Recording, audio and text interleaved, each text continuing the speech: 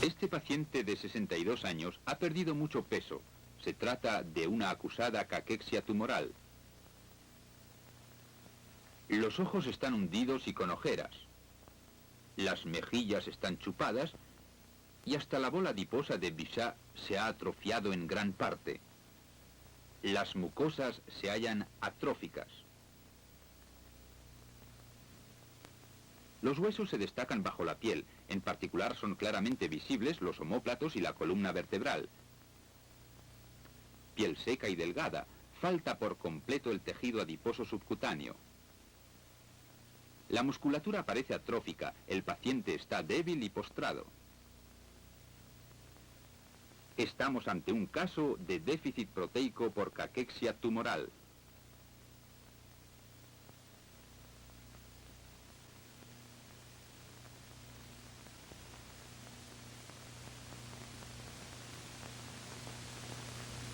Esta niña de 12 años y medio padece una grave nefrosis.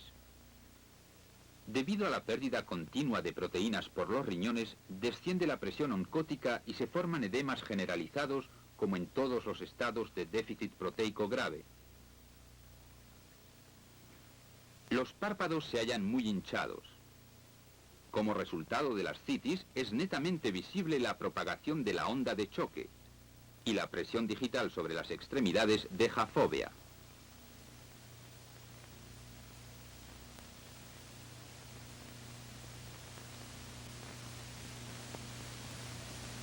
Estamos ante un caso de síndrome de pérdida de proteínas por nefrosis recidivante.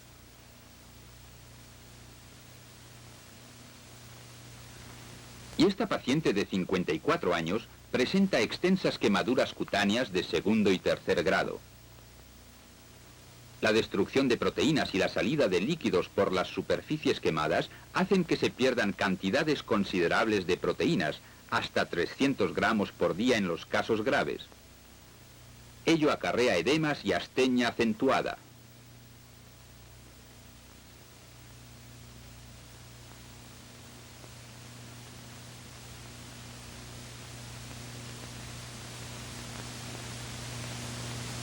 Estamos ante un caso de síndrome de pérdida de proteínas por quemaduras extensas. A pesar de su etiología diferente, estos cuadros clínicos tienen algo común: la carencia de proteínas. La carencia de proteínas origina a menudo un círculo vicioso. Provoca debilidad y anorexia, con lo cual se perturba la ingestión de proteínas.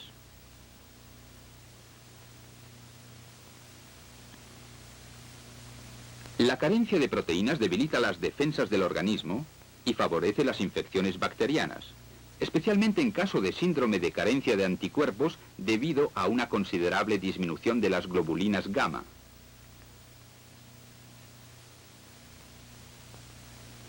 Ni siquiera una alimentación abundante en proteínas basta a menudo para corregir el déficit, pues en muchos casos de carencia proteica el aporte no es insuficiente, sino que existe un trastorno del metabolismo proteico.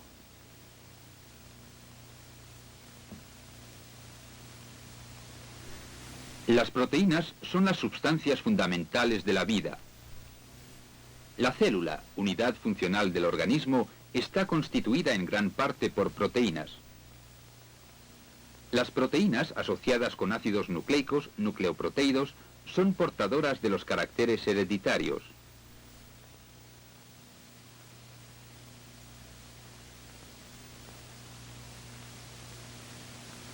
Determinadas proteínas, las enzimas, activan a modo de catalizadores todas las reacciones bioquímicas, entre ellas la captación de sustancias por las células.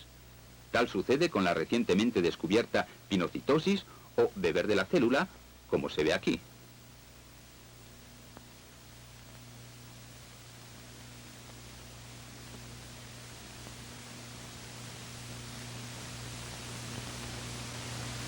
Por consiguiente, las proteínas no son solo elementos estructurales de la célula, sino que tienen además una importancia funcional enorme.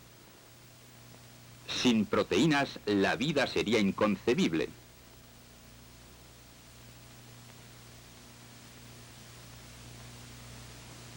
Las proteínas son sustancias complejas de elevado peso molecular. La molécula proteica puede estar replegada, como en este caso, o tener forma de espiral. Sin embargo, los elementos básicos son siempre los aminoácidos. Los aminoácidos están unidos entre sí mediante enlaces péptidos, es decir, que el grupo amino de un aminoácido se conjuga con el grupo carboxilo del ácido contiguo. Así pues, las proteínas son polipéptidos.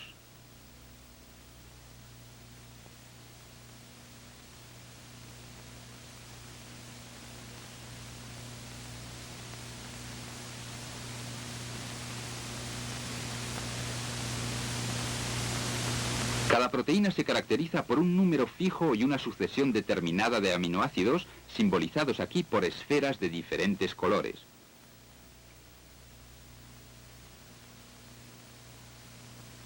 Toda modificación del número o de la sucesión de los aminoácidos da lugar a una nueva proteína.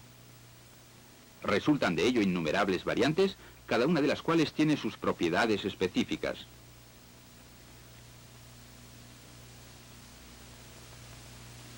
Tomemos como ejemplo el colágeno. La molécula de colágeno consta de cadenas de aminoácidos, cada 3 de los cuales hay una glicina, aquí en amarillo,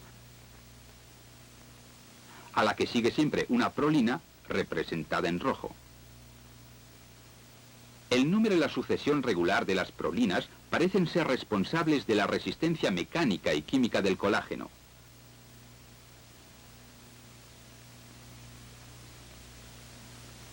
Unos 1000 aminoácidos forman una cadena. 3 de estas cadenas, torcidas a modo de cordón y con más de 30.000 átomos, constituyen una molécula alargada que es la unidad fundamental de la fibra de colágeno.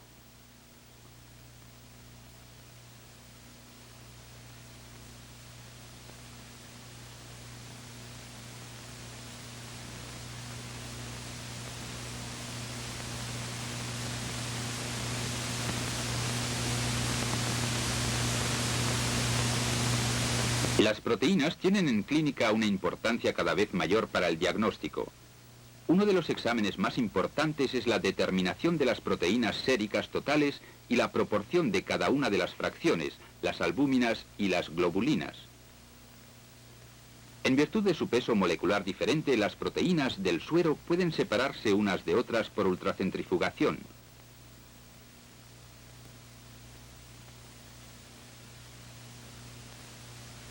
La diferenciación puede apreciarse visualmente.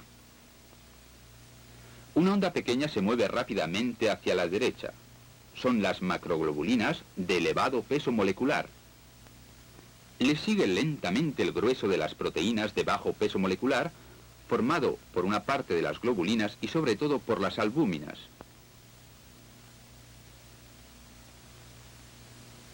Otra posibilidad de diferenciación la ofrece la electroforesis. El suero, coloreado previamente para los fines de la demostración, se extiende sobre una tira húmeda de papel de filtro, cuyos extremos se ponen en contacto con electrodos. Según el tamaño de las moléculas, el potencial eléctrico y otras propiedades, las proteínas son transportadas con distinta rapidez hacia el ánodo.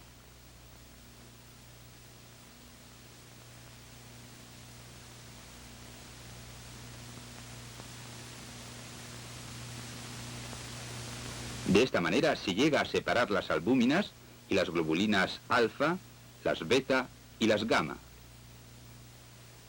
La intensidad y amplitud de los depósitos en el papel de electroforesis pueden representarse en forma de curva.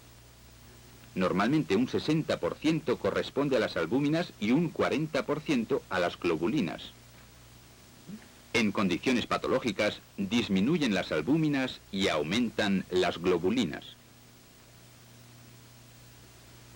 Las albúminas, que se forman en el hígado, son una especie de reserva proteica. Están disminuidas, por ejemplo, en las lesiones de la célula hepática o cuando una pérdida importante de proteínas consume las reservas.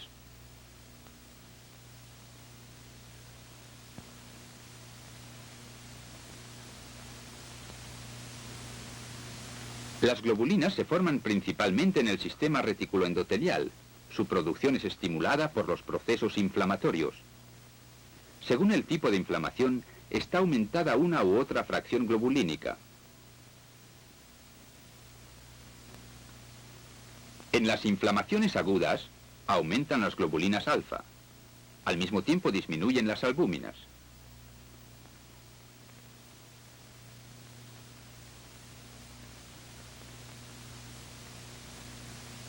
En los procesos inflamatorios crónicos, las albúminas no suelen estar tan reducidas. Por lo común se hallan aumentadas las globulinas gamma.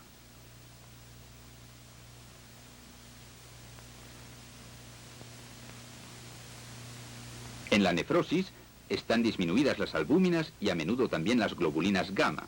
En cambio, están aumentadas las globulinas alfa y las beta. Puede decirse que el aumento de las globulinas indica un proceso inflamatorio. La disminución de las proteínas totales, o hipoproteinemia, permite suponer un déficit proteico.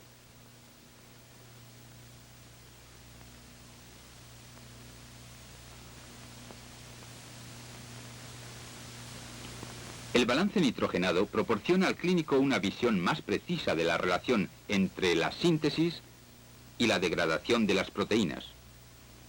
El balance se determina por la diferencia entre la ingestión de nitrógeno con los alimentos y la excreción de nitrógeno por la orina y las heces.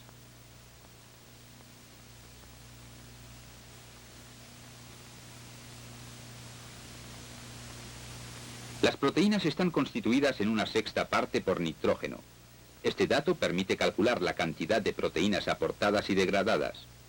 Referido al músculo, que a su vez tiene una quinta parte de proteínas, el déficit de 1 gramo de nitrógeno corresponde a una pérdida de 33 gramos de tejido muscular.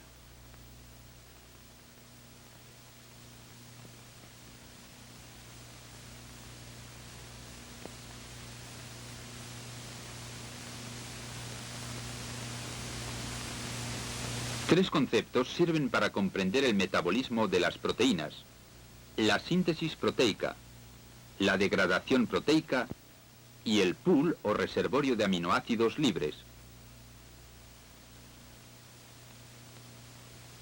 La síntesis de las proteínas, o anabolismo, es un proceso que se desarrolla en todas las células del organismo.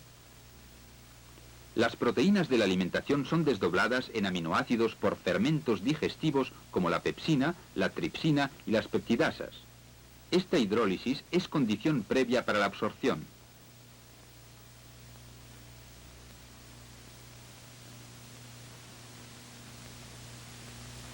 Probablemente, los aminoácidos penetran en la célula gracias a un mecanismo portador, o sea, en virtud de un proceso bioquímico activo.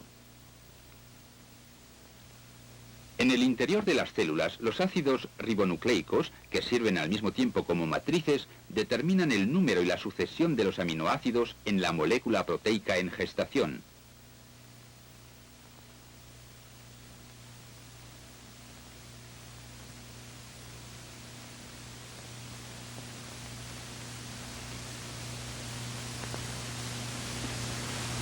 La entrada de los aminoácidos en la célula y la síntesis de las proteínas pueden ponerse de manifiesto con aminoácidos radiactivos.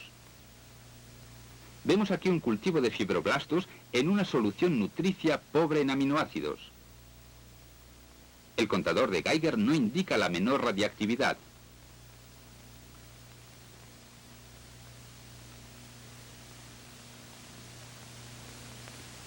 Ahora se agrega a la solución nutricia otra con aminoácidos que contienen elementos radiactivos. Poco después se decanta la solución nutricia y radiactiva y se eliminan cuidadosamente mediante lavado los restos de la misma que quedan adheridos al cultivo.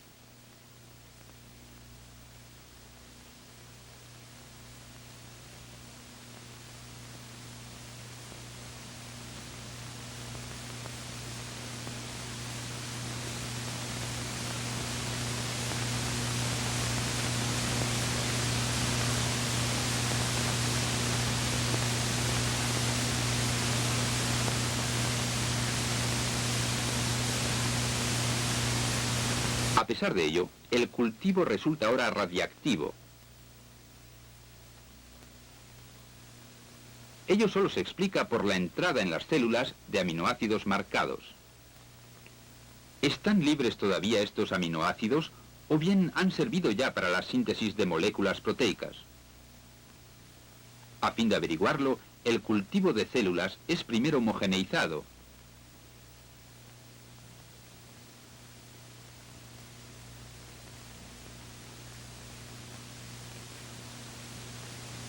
Se añade luego una mezcla de colorantes que tiñe los aminoácidos libres de azul y las moléculas proteicas de rojo. Se hace pasar la masa coloreada de células por una columna especial de geles que separa las sustancias macromoleculares de las micromoleculares. Las moléculas proteicas teñidas de rojo atraviesan rápidamente la columna. Los aminoácidos teñidos de azul necesitan más tiempo.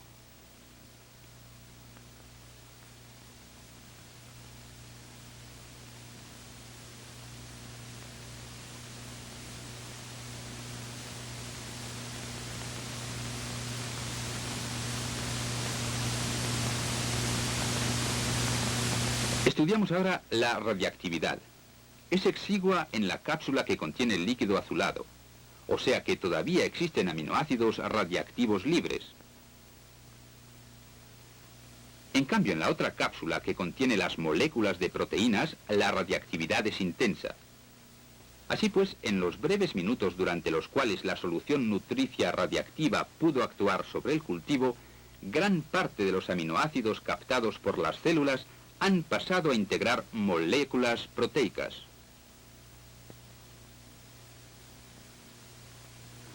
Normalmente la alimentación contiene en cantidad suficiente todos los aminoácidos necesarios. Tan pronto como estos aminoácidos han penetrado en las células, son transformados rápidamente en proteínas.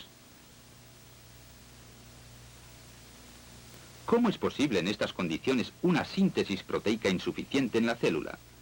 No pocos datos indican que está perturbado el transporte de aminoácidos a las formaciones celulares responsables de la síntesis proteica.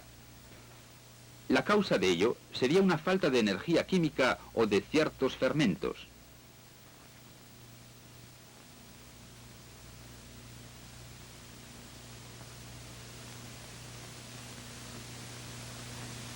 La degradación de las proteínas, o catabolismo, se efectúa con rapidez variable según el tipo de proteína. La molécula proteica se descompone en aminoácidos, los cuales sirven para sintetizar nuevas proteínas que a su vez son degradadas.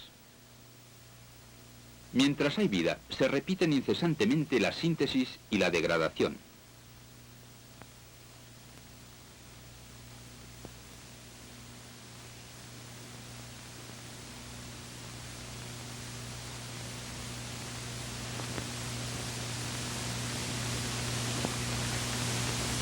Siempre existen aminoácidos en forma libre que son objeto de un intercambio ininterrumpido entre las células y los humores que las bañan. Por lo mismo puede hablarse de un pool o reservorio común de aminoácidos libres intra- y extracelulares. El reservorio de aminoácidos hace más comprensibles determinados procesos del metabolismo proteico.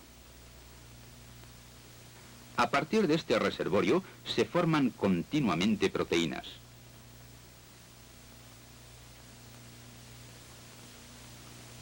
El reservorio es alimentado por los aminoácidos procedentes de las proteínas alimentarias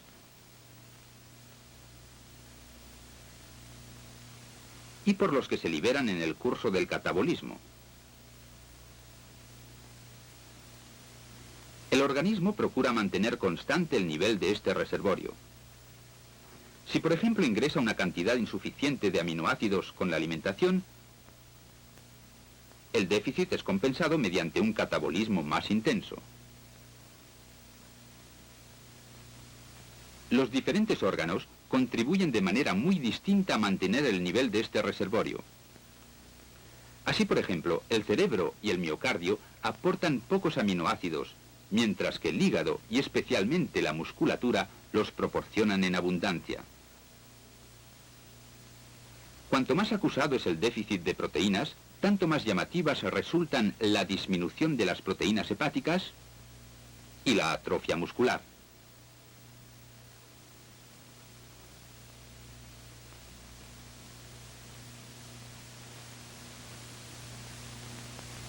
El organismo pierde constantemente nitrógeno, pues en el hígado los aminoácidos son desdoblados en cetoácidos y amoníaco. Una parte del amoníaco es eliminado por los riñones en forma de urea y de otros productos nitrogenados terminales. Este proceso fisiológico de desaminación no cesa ni en los estados carenciales más graves. Una parte de los cetoácidos sirve para sintetizar de nuevo aminoácidos en el hígado. Otra parte es desdoblada en ácido carbónico y agua, proceso que libera energía. El metabolismo de las proteínas, representado aquí en forma muy simplificada, guarda estrecha relación con el metabolismo de los hidratos de carbono y de las grasas, por lo que se establecen vínculos muy complejos.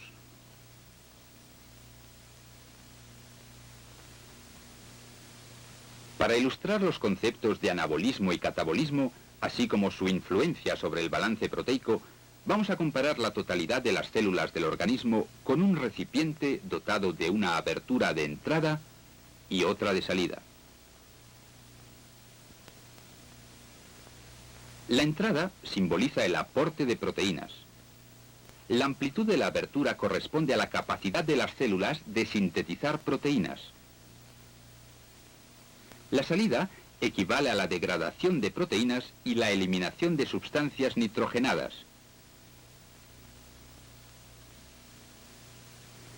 Si la alimentación contiene más proteínas de las que pueden utilizar las células, el organismo excreta las sustancias nitrogenadas en exceso, especie de mecanismo de rebosamiento.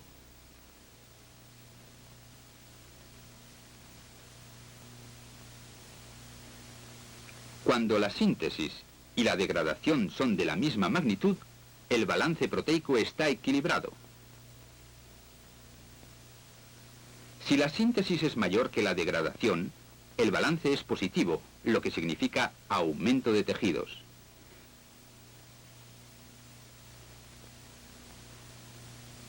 Si el aporte es menor que la degradación, el balance es negativo. Se instaura un estado carencial. Cuando el déficit es prolongado, el estado carencial se hace clínicamente manifiesto.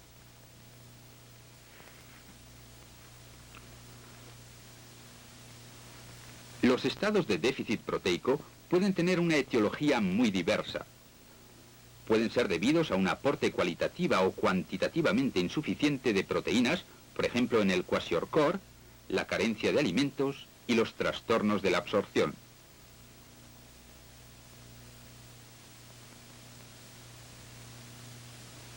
Los estados de déficit proteico pueden ser debidos también a una capacidad celular insuficiente para la síntesis de las proteínas.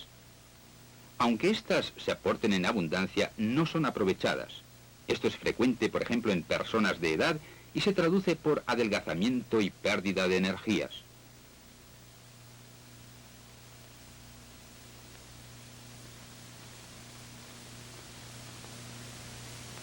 Puede desarrollarse osteoporosis y se observan incluso fracturas espontáneas.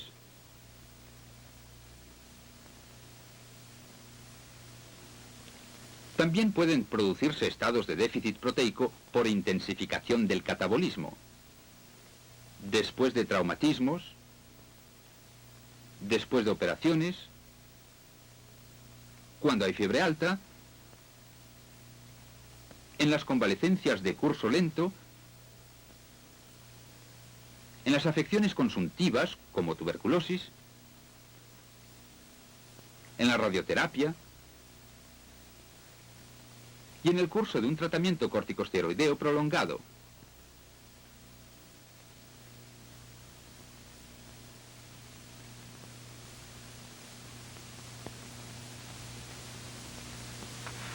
Por último, hay el llamado síndrome de pérdida de proteínas, en el que se eliminan moléculas proteicas intactas.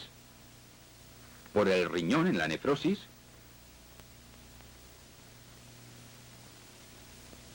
por la piel en las quemaduras extensas y en ciertas dermatosis, y por el intestino en las gastroenteropatías. Así pues, la falta de proteínas puede aparecer en múltiples afecciones, pero son pocos los mecanismos patogenéticos que conducen a un déficit proteico. Con arreglo a estos mecanismos de producción, el tratamiento de los estados de déficit proteico se basa en 3 principios. Limitar las pérdidas de proteínas, combatiendo la enfermedad causal. Aportar proteínas en cantidad y calidad suficientes, sobre todo en las personas de edad avanzada. Y estimular la síntesis de proteínas administrando sustancias anabolizantes. Estas 3 medidas son los pilares básicos de toda terapéutica del déficit proteico. La regulación del metabolismo proteico es aún poco conocida, si bien es evidente que influyen en ella ciertas hormonas. Así, por ejemplo, los corticosteroides tienen acción catabólica. En cambio, los andrógenos estimulan la síntesis de proteínas. Con todo, su efecto sexual específico es indeseable en la terapéutica anabolizante. Por ello, en los estados de déficit proteico se emplean hoy los anabolizantes. Estas sustancias aumentan probablemente la capacidad celular para la síntesis proteica. En comparación con los andrógenos, predomina aquí la influencia sobre el metabolismo proteico. Así pues, la terapéutica de los estados de déficit proteico se ha visto enriquecida también por el progreso de los conocimientos sobre el metabolismo de las proteínas.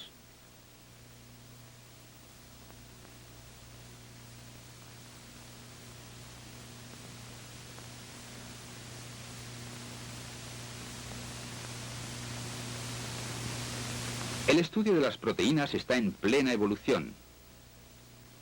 Nos ha enseñado mucho acerca de la estructura de estas sustancias y de su importancia funcional. El diagnóstico clínico se ha enriquecido con nuevos métodos. Se ha reconocido el papel central del reservorio de aminoácidos libres para el metabolismo proteico. Se han esclarecido en sus rasgos fundamentales los mecanismos de producción de los estados de déficit proteico. Cada vez se dibuja con mayor nitidez la función vital de las proteínas, denominadas elementos de rango soberano.